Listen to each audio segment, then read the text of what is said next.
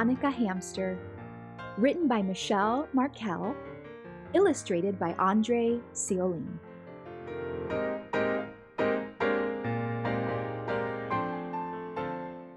December had come to the city. Decorations glittered on rooftops and windows.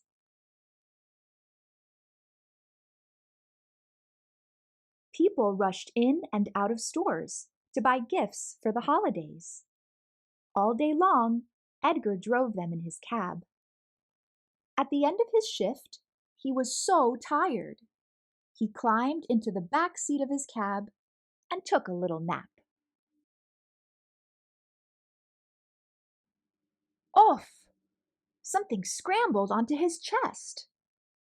Hey! Something hairy brushed his face. Was it a dream? No, it was a hamster. Edgar scooped it up. The hamster settled into his hand. Its feet were so pink and teeny. Two beady black eyes blinked. Edgar stroked the hamster's back and then set it in his lunch bag. He wondered who'd left the hamster in the cab, but so many customers had gotten in and out. Edgar phoned in a report to Lost and Found at the cab company.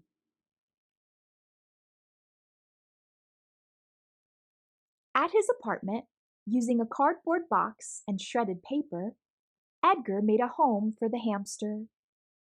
There you go. He said the Hanukkah blessings, and while the night stars watched, he lit 2 candles on the menorah.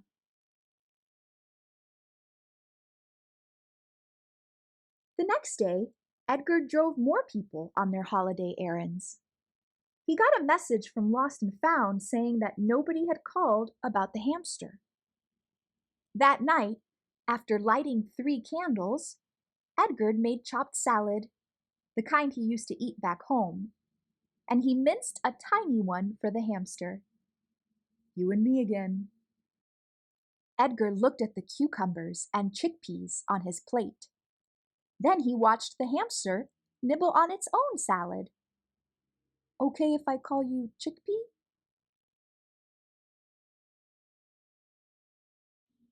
The following night, Edgar stopped at the Lost and Found desk.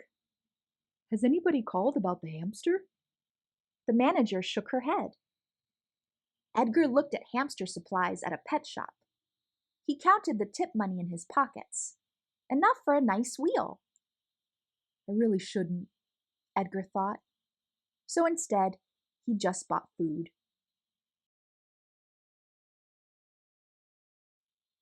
When he got home, he said the blessings and lit 4 candles. Chickpea got into the bowl with his hamster food. He did a backflip. Was that a little smile?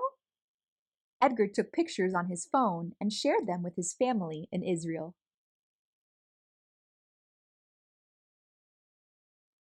Day 5 of Hanukkah dawned cold and brisk. Throughout his shift, Edgar checked for messages, but no one had claimed the hamster. That night, he made a slide out of a cardboard tube. Chickpea whooshed down. Whee! His nose twitched. On days 6 and 7 of Hanukkah, Edgar had a sinking feeling. Someone might be missing the little hamster. Someone might be about to call. While the Hanukkah candles burned down, Edgar told Chickpea about Tel Aviv, about the outdoor cafes, the palm trees, the warm breezes. He petted him on his black stripe, and the hamster fell asleep.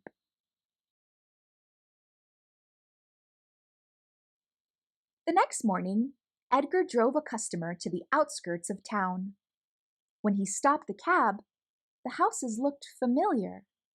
So did a woman standing in front of one of them, with a boy. She was a woman he'd driven a few days ago, and that must be her son. Edgar felt a punch in his heart. He made himself wave and roll down the window. "Little boy," he called, "did you lose your hamster?" "The hamster!" the boy cried. "I bought him for my classroom," the woman said. "He disappeared the same day." She looked closely at Edgar. "But I didn't think he escaped during the cab ride." "We thought he was hiding in the bedding," the boy said. "Then we saw that the cage door was loose." Edgar showed them pictures on his phone. "I've been calling him Chickpea. Here he is, eating salad, his favorite. Here he is going down the slide. Look at his black stripe. He loves when you pet him there." The woman squinted down at one of the photos. "Do I see a menorah?" "Yes," said Edgar. "Me and the hamster, we've been celebrating Hanukkah together." "You and the hamster?" the woman said. "Do you have family here?" "No, they're back in Israel." "So you live by yourself?" Edgar nodded.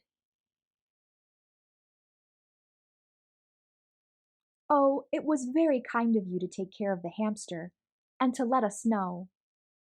"No trouble at all," Edgar said. "You picked out a good one." He took a deep breath. "So I have to return him to you. Tomorrow before work, I I can." The boy touched his mother's arm, and the two of them exchanged glances. "I think this hamster belongs with you," the woman said to Edgar. "He looks right at home."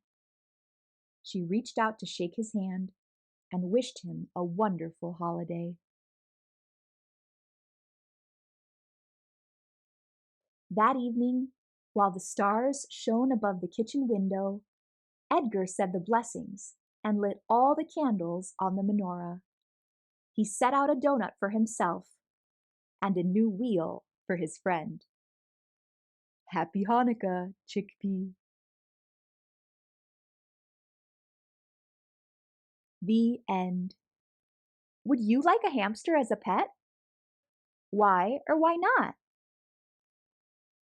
Hope you enjoyed this story read by me, Star. Until next time, keep reading.